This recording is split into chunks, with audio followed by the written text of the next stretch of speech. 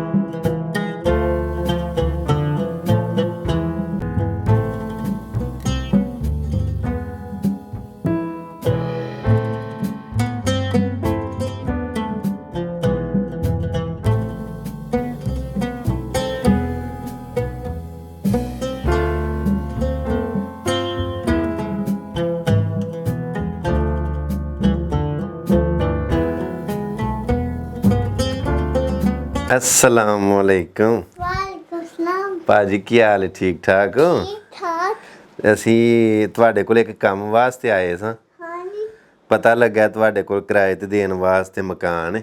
ਹਾਂਜੀ ਤੇ ਇਹ ਮਕਾਨ ਜੇ? ਹਾਂਜੀ। ਤੇ ਇਹ ਕਿੰਨੇ ਕਮਰੇ ਨੇ? ਇਹਦੇ 'ਚ ਇੱਕ ਕਮਰਾ ਵੇ ਅੱਛਾ, ਤੇ ਸਾਰਾ ਵਿਹੜਾ ਵੇ। ਅੱਗੇ ਸਾਰਾ ਵਿਹੜਾ ਵੇ ਹਾਂਜੀ ਤੇ ਖੁਰਾ ਵੀ ਹੈ ਵੇ? ਖੂਰਾ ਇੱਥੇ ਪਈ। ਅੱਛਾ, ਖੁਰਾ ਬਾਹਰ ਹੀ ਹੈ, ਮਤਲਬ ਉਹ ਜਿਵੇਂ ਪਹਿਲਿਆਂ ਵਕਤਾਂ ਦੇ ਵਿੱਚ ਬਾਹਰ ਹੋਣ ਜਾਈਦਾ ਸੀ, ਹਾਂ ਇੰਜ ਖੁਰਾ ਬਾਹਰ ਹੀ ਹੈ। ਹਾਂਜੀ ਤੇ ਕਿਚਨ ਜਿਹੜਾ ਵੇ ਉਹ ਜਿਹਨੂੰ ਅਸੀਂ ਆਨੇ ਹੁੰਨੇ ਹਾਂ ਚਮਤਰਾ, ਹਾਂ। ਕਿਚਨ ਕਿੱਥੇ ਵੇ? ਕਿਚਨ ਹੈ ਵੇ। ਇਹ ਵੀ ਓਪਨ ਹੀ ਤੇ ਇਹ ਅੱਗੇ ਬਾਹਰ ਵਾਲਾ ਦਰਵਾਜ਼ਾ ਹੈ। ਹਾਂ ਬਾਹਰ ਆਂਦੇ। ਤੇ ਮਾਸ਼ਾਅੱਲਾ ਕਮਰਾ ਤੇ ਬੜਾ ਵੱਡਾ ਵੇ ਤੁਹਾਡਾ, ਹੈ? ਵਾਹ ਵਾਹ ਵਾਹ, ਕੀ ਬਾਤ, ਬੜਾ ਸੋਹਣਾ ਨਕਸ਼ਾ ਬਣਾਇਆ ਤੂੰ।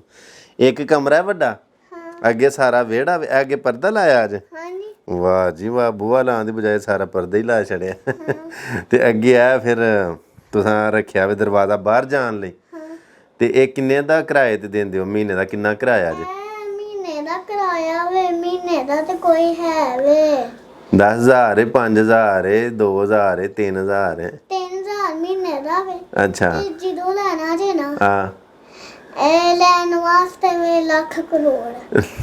ਲੱਖ ਰੁਪਈਆ ਪਹਿਲਾਂ ਦੇਣਾ ਪੈਣਾ ਐਡਵਾਂਸ ਜਿਹਨੂੰ ਆਂਦੇ ਨੇ? ਹਾਂਜੀ ਤੋਬਾ ਤੋਬਾ ਤੋਬਾ। ਤੇ ਜਿਹੜੇ ਬੰਦੇ ਕੋਲ ਲੱਖ ਐਡਵਾਂਸ ਨਾ ਹੋਵੇ, ਚਲੋ ਤੁਸੀਂ ਇਹਦੇ ਤੇ ਥੋੜਾ ਦੇਖ ਲਓ। ਮੈਂ ਇੱਕ ਕਿਰਾਇਆ ਐਡਵਾਂਸ ਤੁਹਾਨੂੰ ਪਹਿਲਾਂ ਦੇਣੇ ਆ ਨਾ 3,000, ਹਾਂਜੀ ਤੇ ਫਿਰ ਜਦੋਂ ਮਹੀਨਾ ਪੂਰਾ ਹੋਏਗਾ ਫਿਰ 3,000 ਅਸੀਂ ਮਹੀਨੇ ਬਾਅਦ ਕਿਰਾਇਆ ਦੇ ਛਣਾ ਕਰਾਂ। ਚਲੋ ਠੀਕ ਹੈ। ਇੰਜ ਨਹੀਂ ਠੀਕ? ਠੀਕ ਹੈ। ਤੇ ਜੇ ਇਸ ਟਾਈਮ ਮੇਰੇ ਕੋਲ ਨਾ ਪੂਰੇ ਪੈਸੇ ਨਿਕਲੇ ਤੇ ਫਿਰ? ਚਲੋ ਕੁਛ ਨਹੀਂ। ਬਾਕੀ ਫਿਰ ਦੇ ਦਿਆਂਗੇ ਤੁਹਾਨੂੰ ਜੋ ਕਿਰਾਇਆ ਹੋਏਗਾ ਨਾ। ਚਲੋ ਠੀਕ ਹੈ। ਹਾਂ, ਨਿਕਲ ਆਏ ਨੇ ਮਾਸ਼ਾਅੱਲਾ।